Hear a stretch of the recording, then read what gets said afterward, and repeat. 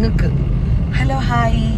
അപ്പം നമ്മൾ ചെന്നൈയിൽ വന്നിട്ട് മാക്സ് സ്റ്റുഡിയോ നമ്മൾ കയറിയില്ലെങ്കിൽ മോശമല്ലേ? അങ്ങനെ ഞങ്ങൾ മാക്സിലോട്ട് പോവാം. മാക്സ് അല്ലെങ്കിൽ സ്റ്റുഡിയോ ഇവിടെ എവിടാന്ന് അറിയത്തില്ല, അമ്പത്തൂരാണെന്നറിയാം, കണ്ടുപിടിക്കണം. അപ്പം നമ്മുടെ ചെന്നൈയിലെ ട്രാഫിക് ഉണ്ടോ ഭയങ്കര, പക്ഷെ അടിപൊളി റോഡാണ് കേട്ടോ. ഇവിടെ നിന്ന് നമുക്ക് പോകാൻ അടിപൊളി. പിന്നെ ഇവിടെ സ്ഥലങ്ങളൊക്കെ അടിപൊളിയാണ് കാണാൻ.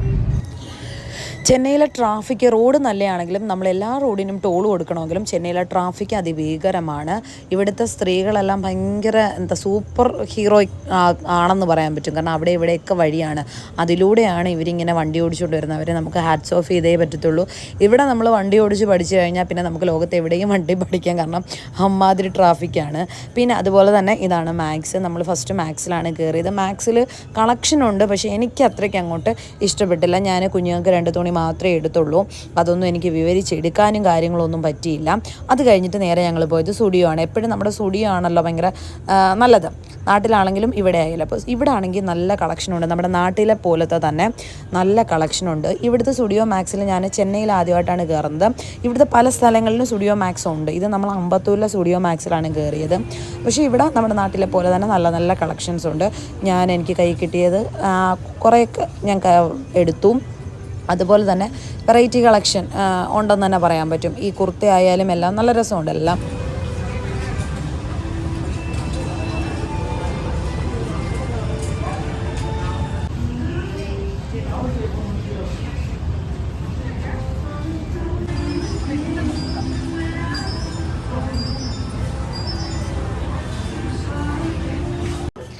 പ്രത്യേകിച്ച് ഞാൻ തുണിക്കടയിൽ കയറി കഴിഞ്ഞാൽ എനിക്ക് ആവശ്യമുള്ളതെല്ലാം ഞാൻ പറക്കിയെടുക്കും. പക്ഷേ ഇതിനകത്ത് കയറിയപ്പോഴത്തേക്കും ഞാൻ ഒറ്റയ്ക്ക് കയറിയതുകൊണ്ടാണോ എന്ന് എനിക്കറിയത്തില്ല, മൊത്തത്തിൽ ഞാൻ ബണ്ടടിച്ചതുപോലായിരുന്നു. കാരണം ഏതെടുക്കണം, അവിടുന്ന് എടുക്കണോ ഇവിടുന്ന് എടുക്കണോ, എടുത്തത് തന്നെ പിന്നെ റിപ്പീറ്റ് എടുക്കണോ, അങ്ങനെ ഭയങ്കര കൺഫ്യൂഷനായിരുന്നു കേട്ടോ. ഇവിടുത്തെ ഫസ്റ്റ് ഫ്ലോറിൽ നമ്മൾ കുർത്ത സെറ്റ്, വെസ്റ്റേൺ വെയർ അങ്ങനെയൊക്കെ ഉള്ളതുണ്ട്.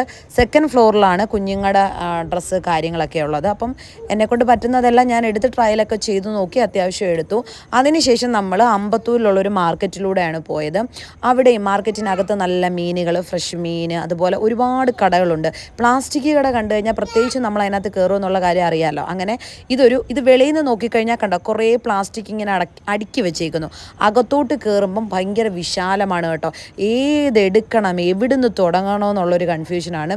നമുക്ക് 100 രൂപയുടെ സാധനം നമുക്ക് 70 രൂപ 60 രൂപയ്ക്കൊക്കെ എടുക്കാൻ പറ്റും കേട്ടോ. ബാർഗെയിനാണ് ഇവിടുത്തെ ഒരു മെയിൻ ഇതെന്ന് വെച്ച് കഴിഞ്ഞാൽ. ഒറിജിനൽ പ്രൈസിൻ്റെ പകുതി നമ്മൾ കൊടുത്താൽ മതി. ഇവിടുന്നും കൈ കിട്ടിയത് എന്തൊക്കെയോ വാരിയെടുത്തു. എൻ്റെ ക്യാമറാമാൻ ഞാൻ എല്ലാം എടുത്തു കഴിഞ്ഞിട്ടാണ് വീഡിയോ എടുക്കുന്നത്, അതുകൊണ്ടാണ് നിങ്ങൾ ഇങ്ങനെയൊക്കെ കാണുന്നത്.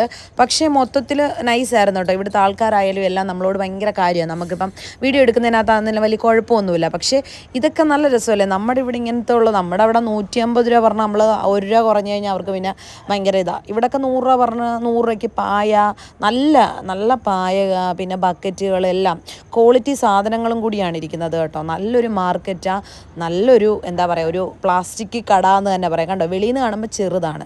പിന്നെ ഇത് ഞാൻ മറ്റേ അരകല്ലിൻ്റെ ചെറിയൊരു സംഭവം വാങ്ങി, അങ്ങനെ പക്ഷെ കുഴിഞ്ഞ ടൈപ്പ് ഇല്ലായിരുന്നു.